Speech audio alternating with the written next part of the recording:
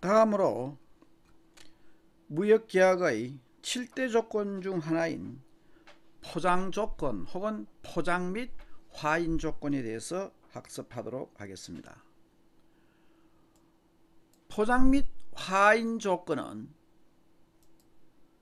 물품의 변질이나 멸실 및 손상을 방지하기 위하여 어느 정도로 물품을 포장하고 화인을 표시하여야 하는지를 약정하는 것으로서 곡물류나 광물류 등의 벌크카고 또는 자동차나 선박 등의 비포장 개체 하물을 제외하고는 계약 당사자는 매매계약 체결 시에 포장 단위의 선정이라든지 포장의 방법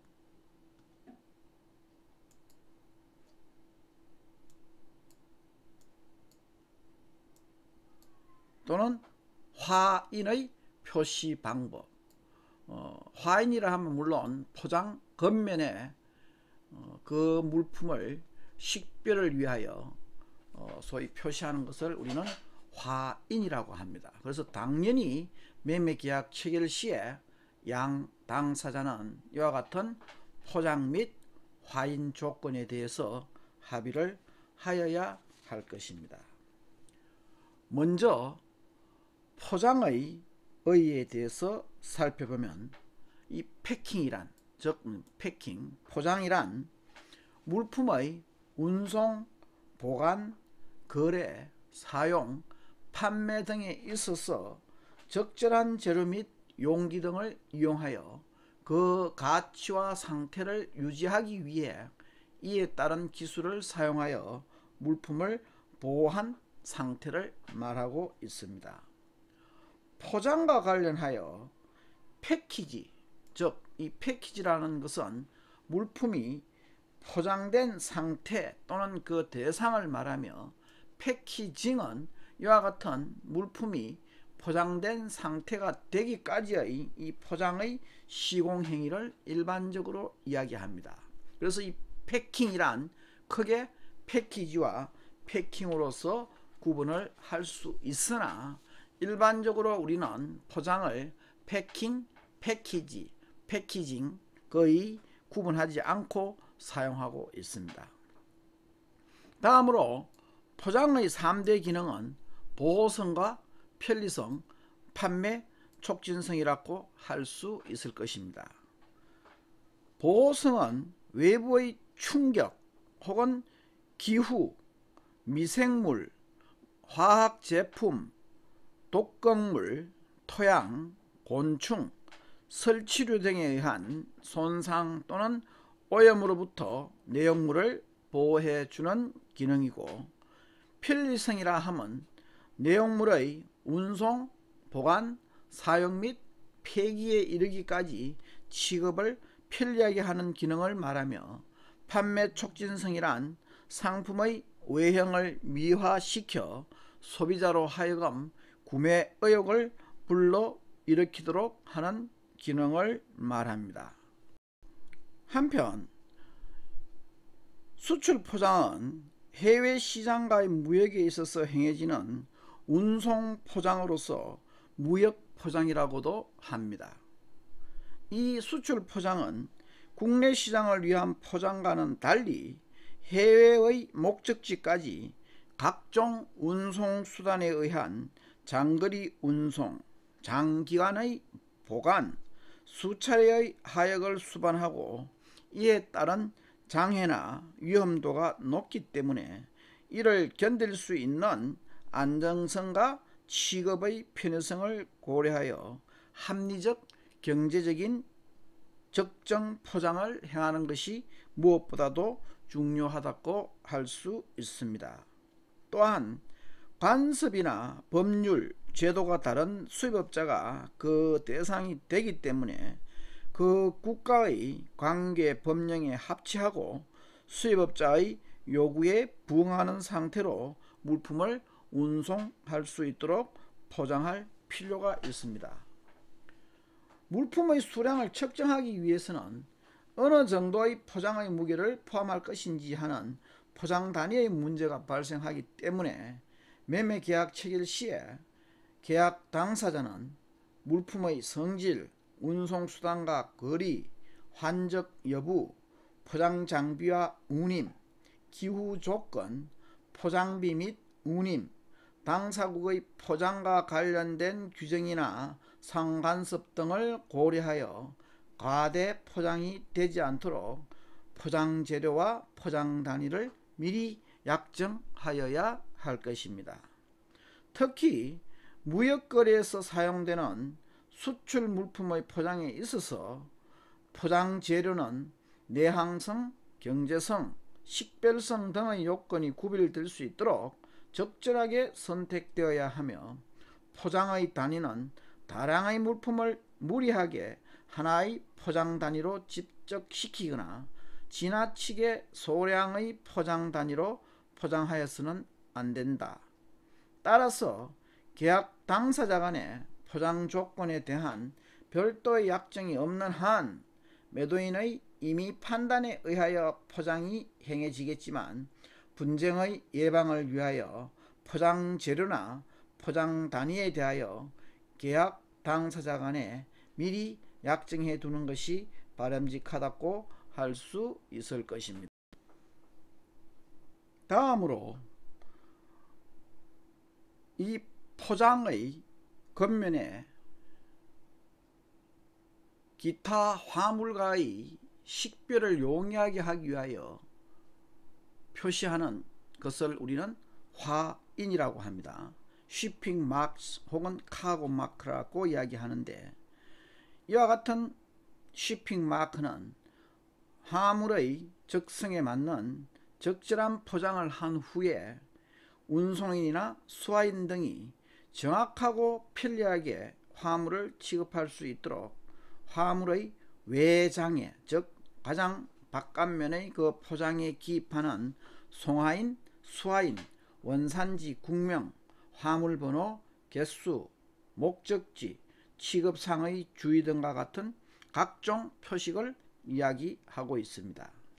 즉 화인이라 함은 선적한 화물을 안전하게 취급하거나 양육된 화물 중에서 선화정권이나 송장과 대조하여 수화인에게 용이하게 화물을 인도하는 등 취급 화물 및 기타 화물을 용이하게 식별하기 위하여 외장에 표시하는 것이므로 포장 화물이 완전하더라도 화인이 명확하지 않다면 완전 포장이라고 할 수 있을 것입니다.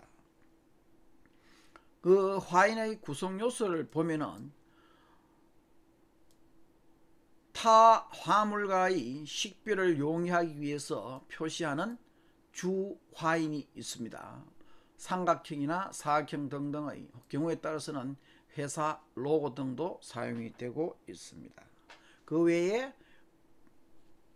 주 화인의 보조로서 사용되는 부화인도 있습니다. 그리고 양육항 표시, 화번 표시, 중량 표시, 원산지 표시, 주의 표시, 기타 품질, 기타 표시 등을 표시할 수 있습니다. 여기에 대해서 보다 자세히 볼 것 같으면은 통상적으로 이와 같은 포장 박스에 주화인이라든지 부화인 등을 표시를 하는데, 여기에서 보이는 여기에 삼각형의 AR이라고 쓰는 요 부분을 우리는 메인 마크스 주화인이라고 하고 있습니다.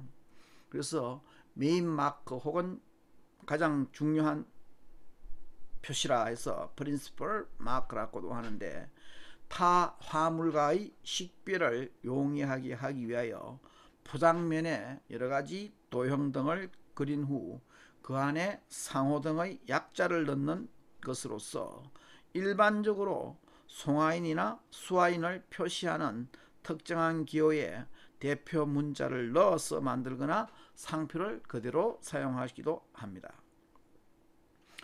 그리고 부화인, 여기서는 브라이트라고 되어 있습니다만은 주화인의 보조로서 주 화인만 가지고서 타 화물과의 구별이 어려운 경우, 화물의 등급이나 규격을 표시해야 하는 경우 등의 필요가 있을 경우에 생산자나 공급자의 약호를 붙여서 사용하기도 합니다. 다음으로 양육항 혹은 목적항 표시가 있습니다. 포트마크라고 하는데, 이는 화물의 적재나 양육을 용이하게 하기 위하여 화물이 또는 잘못 보내지는, 소위 미스 딜리버리 되지 않도록 화물이 도착되는 양육항이나 목적지를 표시합니다.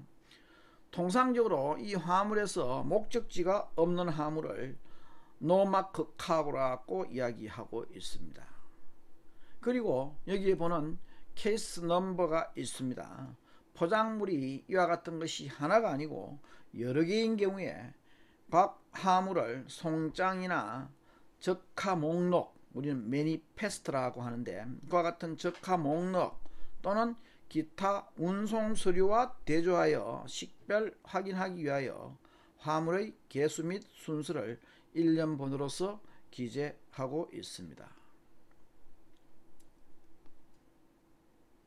다음으로 중량 표시가 있습니다. 통상적으로 옆면이나 아니면 앞면에 구석에다가 표시를 하는데, 운임 계산이나 통관, 하역 작업 등을 용이하게 할 수 있도록 화물의 순중량, 네트 웨이트 혹은 그로스 웨이트 등을 표시를 하면 됩니다. 그리고 또 중요한 원산지 표시가 있습니다. Country of Origin Mark라고 해서 화물의 원산지를 국가명으로 표시를 하고 있습니다. 그리고 케어 마크라고 해서 화물의 운송 보관 시 취급상의 주의를 필요로 하는 경우에 취급자가 용이하게 판독할 수 있도록 붉은 잉크나 펜트를 사용하여 명료하게 표시할 수 있습니다. 그리고 품질 표시도 있습니다. 화물의 품질 수준이나 등급, 공인검사기관의 품질검사 합격 등을 송화인이나 수화인이 알 수 있도록 표시하는 기호로서 매수인의 요구에 따라서 표시를 하면 됩니다. 그리고 기타 표시로서 매수인의 요구에 의해 수입 화물의 분류나 통관 등의 편의를 위한 주문번호인 지시표시나 또는 기타 필요사항을 표기할 수도 있습니다. 이상으로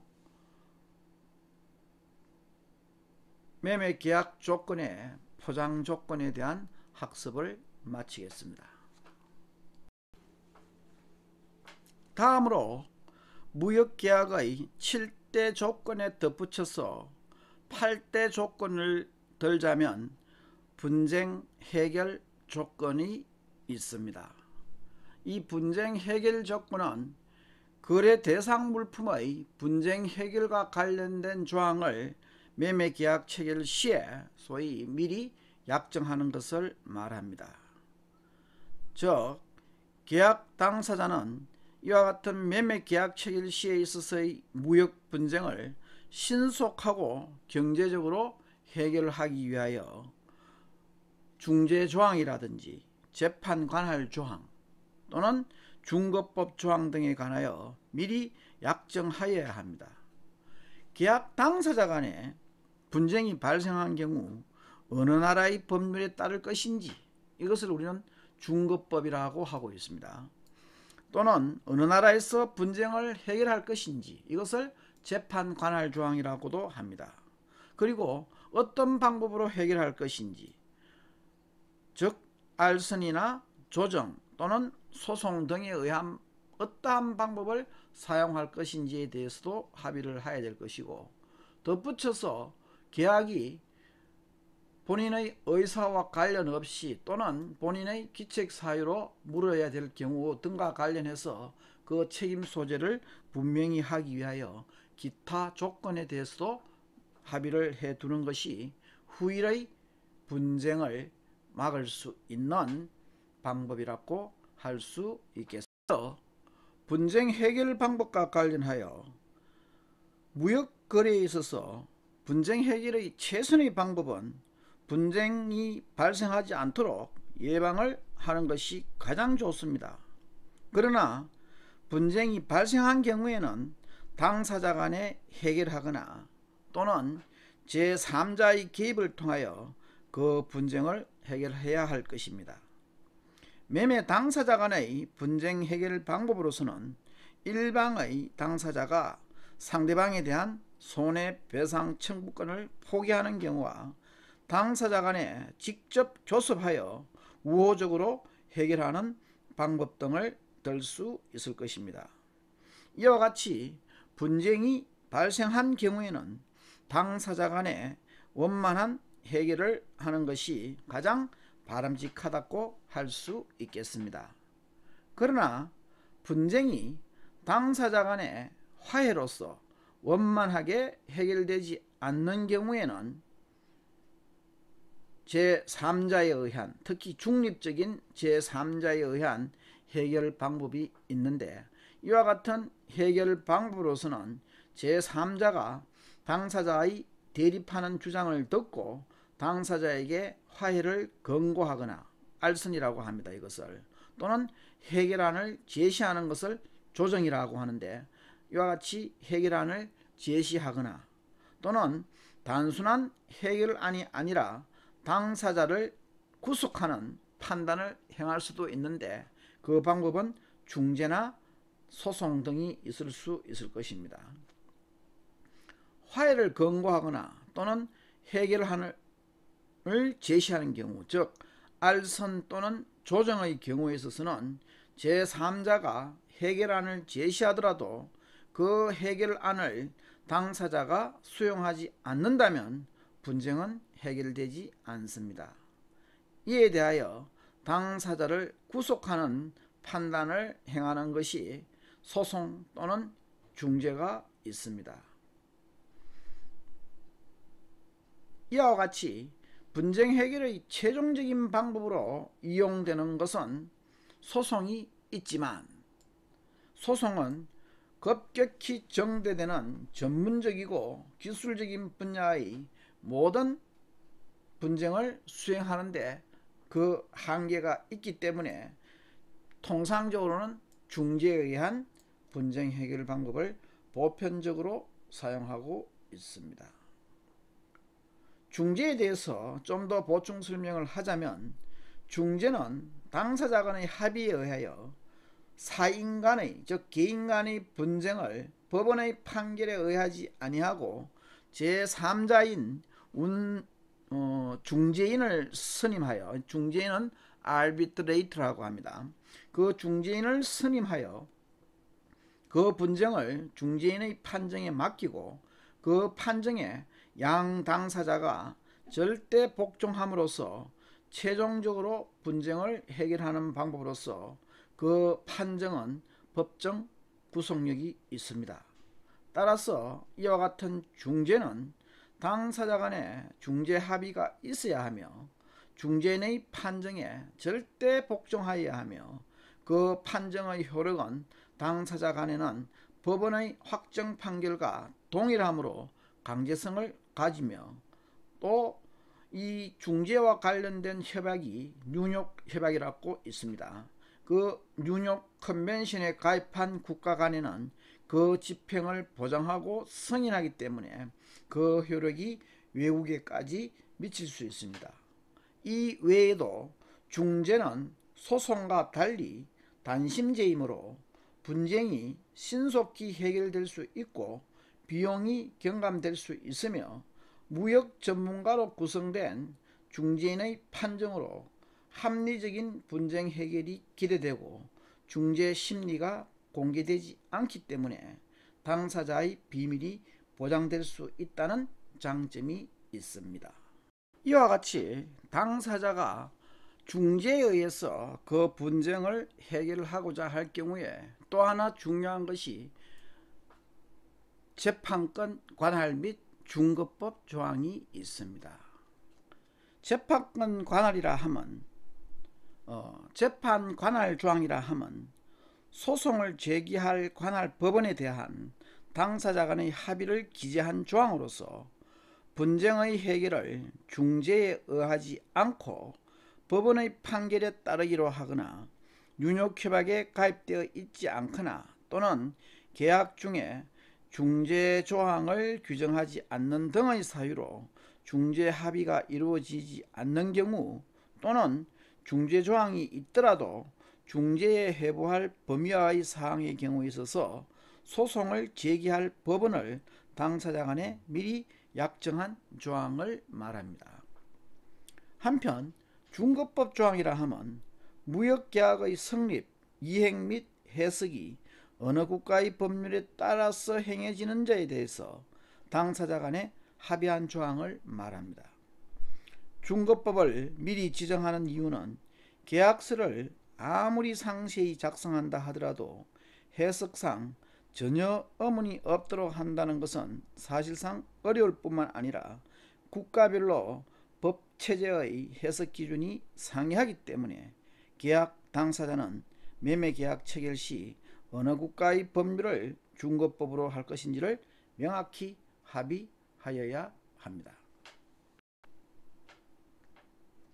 그리고 기타 조건으로서 매매계약 체결 시 당사자 간에 합의할 필요가 있는 조항인데, 최근 들어서 국제무역사 특강에 이어기와 관련된 조항들이 시험 문제에 출제되고 있습니다.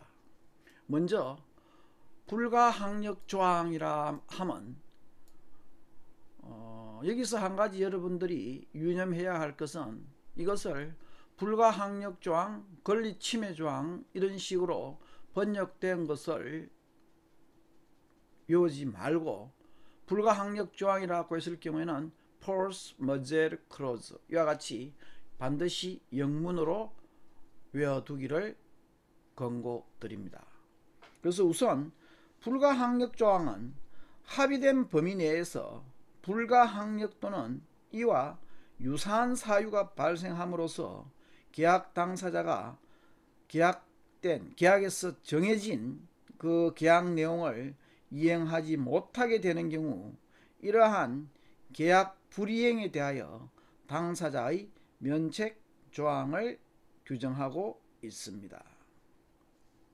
가령 매도인의 불가항력의 사태로 인하여 정해진 선적 시기에 선적을 이행하지 못하게 된 경우에는 상업회의소 또는 수출국 주재, 수입국 영사관으로부터 불가항력의 증명을 받음으로써 선적을 유예받거나 선적 의무를 면제받을 수 있습니다. 통상적으로 이 force majeure라는 것은 대표적으로 상당한 주의를 기울이더라도 그 발생을 방지하거나 통제할 수 없는 재반 사건으로서 우리가 통상적으로 이야기하는 천재지변, act of God이라 그러죠. 신의 행동이라 해서 그 천재지변에 의한 자연적인 사태 또는 스트라이크, 동맹파업, 공장 폐쇄, 내란, 폭동, 소요, 전쟁 등 인위적인 사태 또는 생산기계의 고장, 운송수단의 부족, 원재료의 부족 등의 돌발적인 사태를 포함하는 것으로도 해석할 수 있을 것입니다. 가령 예를 들자면 현재 우리나라가 우한 코로나로 인해서 수출을 금지하고 있는 품목이 바로 마스크죠.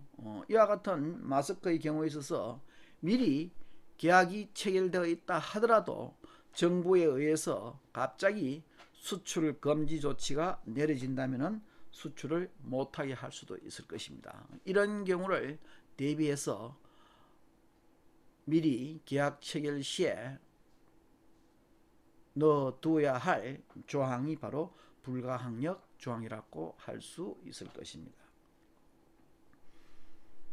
다음으로 권리침해 조항이 있는데, 이 권리침해 조항은 매도인이 특허권이나 실용신앙권, 디자인권, 상표권 등의 지적재산권 등의 내용에 대한 사전 정보 없이 매수인의 주문에 의하여 물품을 제조함으로써 발생할 수 있는 지적재산권의 침해와 관련된 모든 책임으로부터 매도인을 면책으로 하는 면책조항으로서 매수인이 이와 관련된 책임을 부담하겠다고 하는 조항을 말합니다.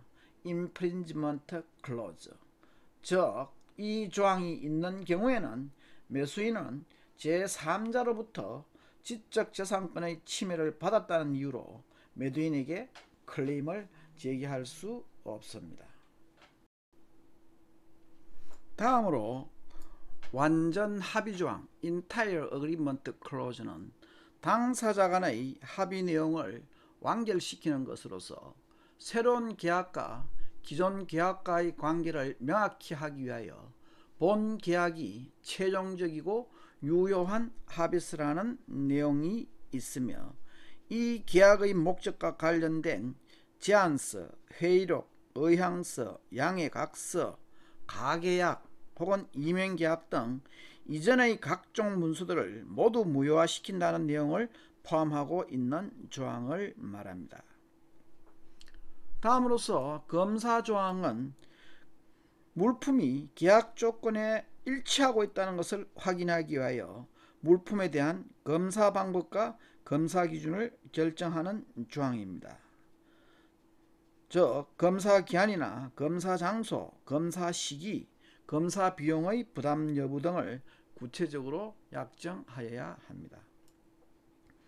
다음으로 가격 변동 조항이 있습니다. Escalation Clause라고 하는데, 이는 계약 기간이 장기인 경우에 있어서 계약 성립 후에 원자재나 운임, 보험료 등의 상승, 환율의 변동에 따라 계약 가격이 변동될 수 있다는 조건을 약정한 조항을 말하고 있습니다.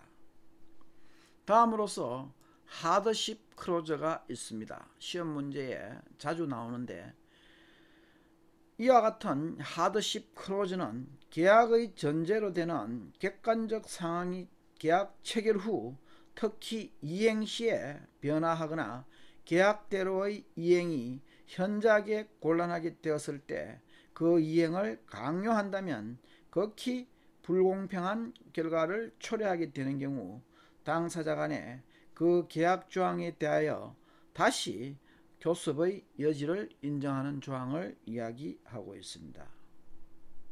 그리고 제조물 책임 조항이라 해서 제조 판매될 물품이 소비자나 기타 제3자의 신체 또는 재산에 상해 또는 손해를 발생시킨 경우에 그 제조업자가 부담해야 할 손해배상 책임을 매도인과 매수인 중 누가 부담할 것인지를 약정하는 조항으로서 이와 같은 조항들을 매매계약 체결 시 합의해야 하지만이 후일의 분쟁을 막을 수 있다고 할 수 있겠습니다.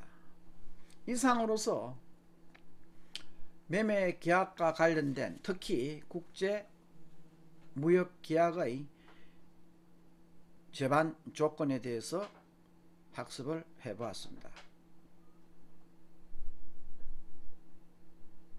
학습하느라 수고하셨습니다. 다음 시간에는 앞선 매매계약 조건 중 가격 조건에서 특히 중요하다고 했던 인코텀스를 즉 정형거래 조건이라고 하는 그 인코텀스에 대해서 학습하도록 하겠습니다. 수고하셨습니다.